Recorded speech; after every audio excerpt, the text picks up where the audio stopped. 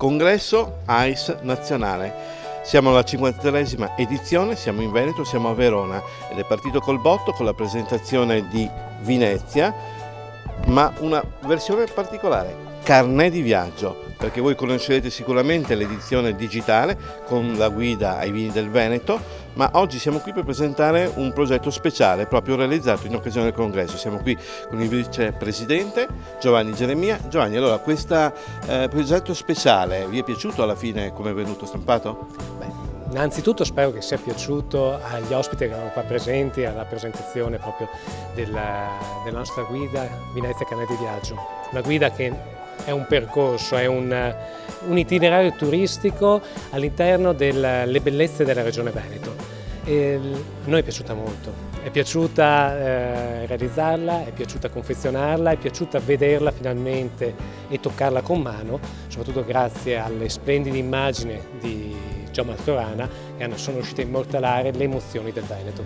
Ecco, con questo tuo lancio di Gio Martorana che ha appunto realizzato queste immagini stupende, ha citato durante la presentazione un'immagine particolare del Delta del Po. Siamo con Emanuela Prignolato, sommelier e una delle realizzatrici di questa guida carnet. Sì. Emanuela, questa immagine particolare penso che fossi presente anche tu quando l'ha scattata, no? Sì, io appartengo alla delegazione di Rovigo, quindi siamo stati io e Giovanni a guidare Gio nell'itinerario legato a questo territorio.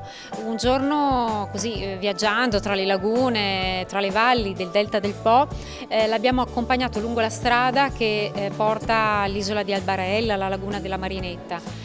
E lì all'improvviso Gio ha detto no, qui dovete fermarvi assolutamente, c'è uno scatto che devo fare. Quindi ci siamo fermati praticamente in mezzo alla strada, è stata una situazione anche un po' avventurosa perché passavano, sfrecciavano macchine e quindi ha voluto immortalare la parte diciamo della laguna che dà verso l'isola di Albarella. È davvero uno scatto emozionante. Tra l'altro è quel tratto di strada che da una parte costeggia il Po di Levante, dall'altra c'è tutta la zona delle valli e lì ci sono dei tramonti straordinari, è una zona che insomma per me ci sono molto legata. Ecco. Io penso non solo per te, perché anch'io l'ho visitata in uno dei tour organizzati e effettivamente sono delle spiagge, sono dei tratti di mare che uno non penserebbe di ritrovare qui sull'Adriatico e in qualche modo ci rimandano ai mari più belli e direi facciamo chilometri per andarli a vedere quando ce li abbiamo fuori dalla porta di casa. Sì, poi vorrei aggiungere questo percorso è significativo perché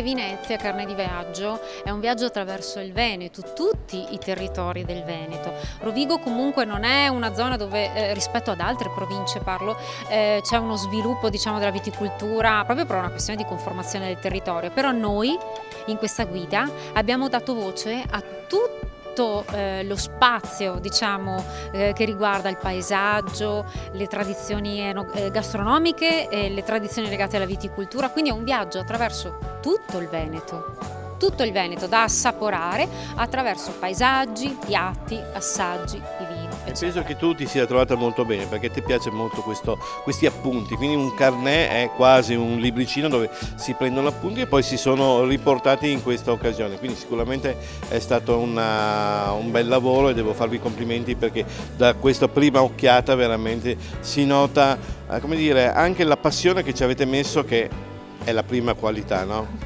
Tantissima passione e soprattutto, come dicevo prima durante la conferenza stampa, è stato un lavoro corale. Quindi sì, noi siamo stati poi quelli che hanno raccolto alla fine, chi ha predisposto i testi, chi ha tradotto su un testo tutto il lavoro che è stato fatto, non ha fatto altro che farsi portavoce di un lavoro corale, silenzioso, certosino, fatto da tutti i degustatori ufficiali.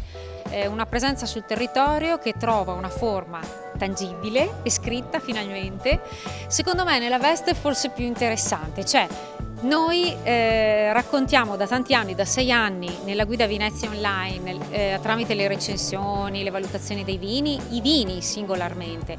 Adesso raccontiamo un territorio tramite il vino.